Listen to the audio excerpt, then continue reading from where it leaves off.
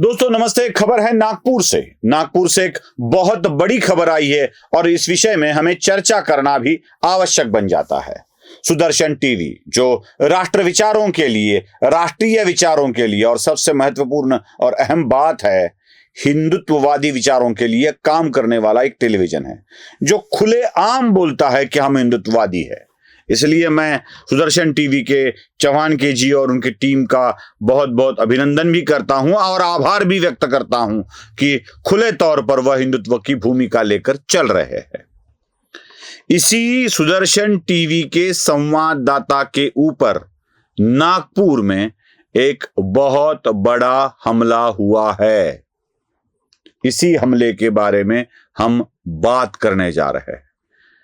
दोस्तों, सुदर्शन टीवी की एक संवाददाता है स्नेहल और वह स्नेहल अपना काम बड़ी बखूबी निभाते आई है। मैं बता दूं कि यही स्नेहल है जिनकी वजह से अब तक नागपुर दंगे के सत्यशोधन रिपोर्ट में बहुत बड़ी सहायता हुई थी, बहुत बड़ा फायदा भी हुआ था। जिन्होंने की हुई रिपोर्टिंग बड़ी ही सटीक और बड़ी अच्छी थी।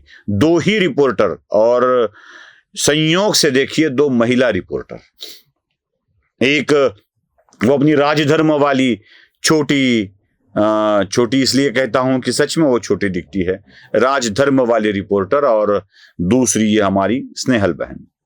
ये दोनों बहनों ने इस तरह से काम किया है कि जिन्होंने नागपुर दंगों के कुछ ऐसे तथ्य और कुछ ऐसे अंश हमें दिखाए, बताए, जिनके कारण नागपुर की सच्चाई हमें पता चली। दोस्तों, इसी स्नेहल पर हमला हुआ है नागपुर में।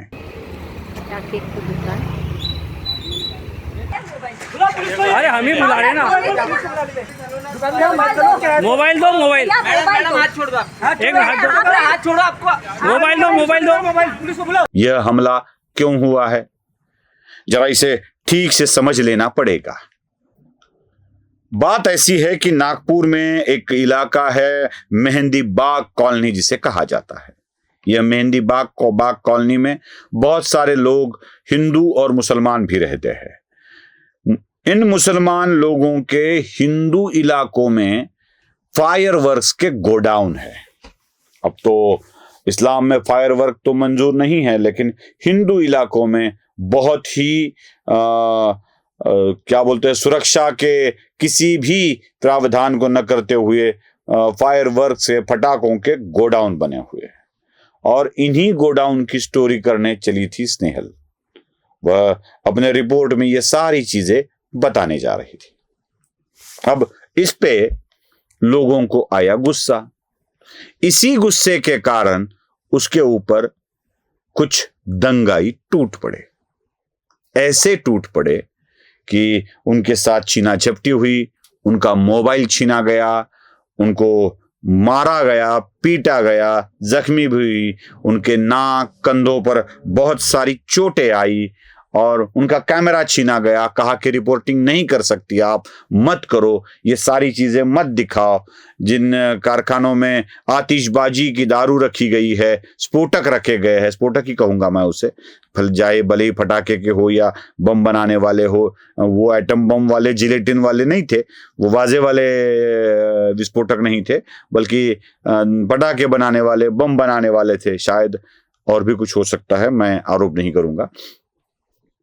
लेकिन इन्हीं के ऊपर वो रिपोर्ट बनाने जा रही थी और उनके ऊपर हमला हुआ। इसी हमले को हम नजरअंदाज नहीं कर सकते। यह हमला हुआ है और इसकी रिपोर्ट पुलिस स्टेशन में दर्ज कराई गई है। मैं आपको एफआईआर की कॉपी भी दिखा रहा हूं, जो खुद स्नेहल ने इन चीजों को दुनिया के सामने उजागर कर दिया है। और यही बात नहीं, बल्कि कई इसमें यह खबर भी छप कर आई है। मैं धन्यवाद करना चाहता हूं एक्शन टुडे के उस संवाददाता का जो चैनल चलाते हैं अपना, और उन्होंने इस बात को दुनिया के सामने बेहिचक लाया। मैं आभार व्यक्त करता हूं उन संगठनों के भी। वैसे तो महाराष्ट्र में छावा संगठन आमतौर पर हिंदुत्व की बात नहीं करता है, लेकिन छावा के कुछ कार्यकर्ता भी वहां पर आए, विश्व हिंदू परिषद के कार्यकर्ता भी वहां पर आए, बजरंग दल के भी कार्यकर्ता वहां पर आए, और इन्हीं सारे संगठनों ने मिलकर यह बात दुनिया के सामने लाकर रख दी कि यह हमला करते ही करते हैं। महाराष्ट्र सरकार से मेरी विनती है कि ऐसे पत्रकारों पर हो रहे हमलों को रोक कर जो दोषी है उनके ऊपर कार्रवाई करनी चाहिए, और मैं खुद कड़ी निंदा करते हुए ऐसे हमलों के ऊपर कार्रवाई करना आवश्यक समझता हूं। नमस्ते।